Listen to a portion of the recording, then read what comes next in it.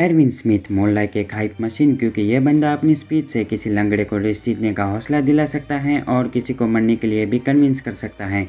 And Attack on Titan में Erwin one of the best written character हैं। और कुछ दिनों से मैं सोच रहा था एरविन के ऊपर एक कैरेक्टर एनालिसिस वीडियो बनाऊं, क्योंकि मोस्ट ऑफ एनिमे कैरेक्टर्स को दो नेचर्स के साथ लिखा जाता है, जहां पर कुछ कैरेक्टर्स अच्छे होते हैं और कुछ कैरेक्टर्स बुरे। बट एरविन एक कॉम्प्लेक्स कैरेक्टर था जिसको फ्लॉक और बहुत सारे लोग एक मॉन्स्टर मानते हैं। और एरविन को परफेक्ट कमांडर की तरह नहीं देखा जाता जो अपने कॉमरेड्स की जान की परवाह करे। इंस्टेड एरविन एक ऐसा कैरेक्टर था जो आगे बढ़ने के लिए अपने कॉमरेड्स की लाइफ को सेक्रीफाइस कर सकता था। और हम ये भी कह सकते हैं कि एरविन का give your hearts for humanity nature mostly fake था। और एरविन अपने लास्ट मोमेंट्स में ये सोचता है कि उसे बेसमेंट में जाना चाहिए, क्योंकि एरविन का मेन गोल था उसके फादर की थियरी को सही साबित करना। और इसलिए जब सबको पता चलता है कि एरन एक टाइटन है, तब एरविन इमीडिएटली एरन को सर्वे कॉर्प्स के अंडर लेने के लिए सजेस्ट करता है। एंड एरविन इस बात से पूरी तरह वाकिफ था, अगर एरन आउट ऑफ कंट्रोल हो गया तो उसकी टीम को कैजुअलिटीज भुगतनी पड़ेंगी। बट एरविन इस रिस्क को लेने के लिए तैयार था। And throughout the story Erwin अपनी लाइफ को गैम्बल करता था और ऐसा लगता है कि एरविन चेस खेल रहा है, जहाँ पर एक स्टेप आगे बढ़ने के लिए वो किसी भी पीस को सेक्रीफाइस करने के लिए हमेशा तैयार रहता था। हावेवर एरविन के पास बहुत सारी रिडीमिंग क्वालिटीज थी। वो एक टफ अपोनेंट था और उसने कोलोसल टाइटन के अटैक से पहले जो पिछले कमांडर्स थे उनसे बेहतर मोर्टेलिटी रेट्स दिखाए थे। और एरविन अपने कॉमरेड्स की स्ट्रेंथ को पहचान सकता था। एंड सीजन 2 एपिसोड नंबर 11 में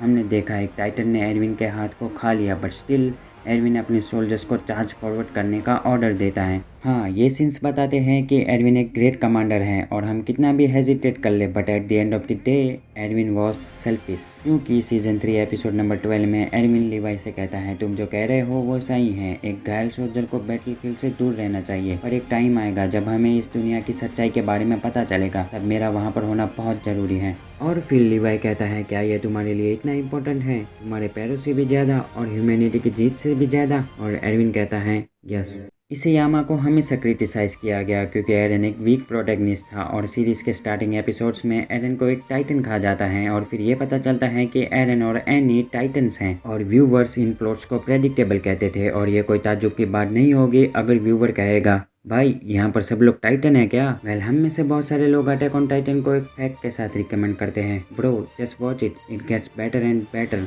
तो सोचो क्या होता अगर एओटी का सिर्फ एक ही सीजन होता, तो क्या हम किसी को ऐसे ही रेकमेंड कर पाते?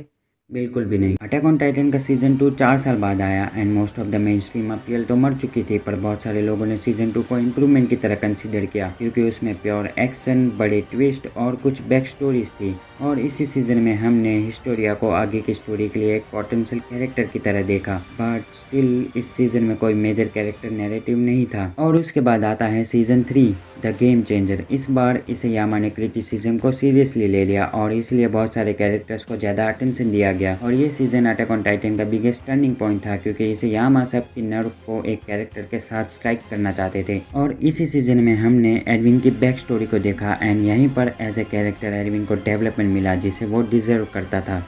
एरविन के फादर की डेथ स्टोरी का मेजर इवेंट है और भले ही ये सिर्फ थोड़ी सी इंपॉर्टेंट लगती हो, बट ये एरविन के पूरी आइडेंटिटी को डिफाइन करती है एंड इसके बिना एरविन की डेथ डेफिनेटली लेस इम्पैक्टफुल लगती। और उसके बाद सीजन 3 पार्ट 2 में फाइनली हम एरविन के गिल्ट को देखते हैं। एरविन जिसका पूरा ध्यान था उस बेसमेंट की ओर जहाँ पर अब वो नहीं जा सकता, और अब एरविन के पास कोई भी मोटिव नहीं था, जिसकी वजह से बीस्ट टाइटन को हराने के लिए एरविन एक रेकलेस स्ट्रेटेजी बनाता है। और इसी तरह एरविन जो कुछ कदम दूर था अपने लाइफ के मोटिव से, अब अपने सोल्जर्स के साथ डेथ परेड पर निकल जाता है। एंड सीरीज में ये एक बहुत ही इंपॉर्टेंट मोमेंट था, क्योंकि एरविन की डेथ के बाद आगे क्या होगा, कौन कमान लेगा और क्या कोई एरविन को रिप्लेस कर सकता है, ऐसे बहुत सारे सवाल हमारे दिमाग में आते हैं। और एरविन वर्सेस आर्मिन वाली डिबेट में आर्मिन को रिवाइव करना एक सही फैसला था, क्योंकि एक राइटर के पर्सपेक्टिव से एरविन की डेथ सेंस बनाती है, क्योंकि अब एरविन का आर्क कंप्लीट हो चुका है और उसकी डेथ के साथ ह्यूमैनिटी ने सच्चाई का पता लगा लिया। हाँ, मैं मानता हूँ एरविन जिंदा रहकर कमांडर बनना जारी रख सकता था, पर उसके बाद स्टोरी में एरविन का कोई इम्पैक्ट नहीं रहता एंड दैट्स व्हाई आर्मिन का कोलोसल टाइटल बनना स्टोरी को ज्यादा इंटरेस्टिंग बनाता है। और कुछ पल के बाद हम इसे यामा के वर्ड्स लीवाई के मुंह से सुनते हैं, the decision to choose you was mine, I chose this to be the place where Erwin dies. और फिर आर्मिन कहता है, क्या मैं एरविन का रिप्लेसमेंट हूँ? एंड देन लीवाई कहता है, don't get me wrong, no one can replace Erwin. So coming to the real question, Erwin के मोटिव सेल्फिश थे, तो क्या इसका मतलब एरविन एक लीडर की तरह अनवर्दी या कोई बैड कैरेक्टर था? बिल्कुल भी नहीं, बल्कि एरविन के मोटिव्स और उसके फ्लॉस उसके कैरेक्टर को और भी ज़्यादा रियलिस्टिक बनाते हैं। और तुम ये भी आर्ग्यू कर सकते हो कि एरविन के बिना ह्यूमैनिटी सच्चाई का पता नहीं लगा पाती। और हाँ, हम शायद फ्लॉक को हेट करें जब वो एरविन को एक मॉन्स्टर कहता है, बट इट्स द ट्रूथ। और अगर वीडियो यहाँ तक देखा है तो कमेंट्स में rest in peace Irwin Smith लिख देना। तो चलिए मिलता हूँ आपसे नेक्स्ट वीडियो में, तब तक के लिए गुड बाय।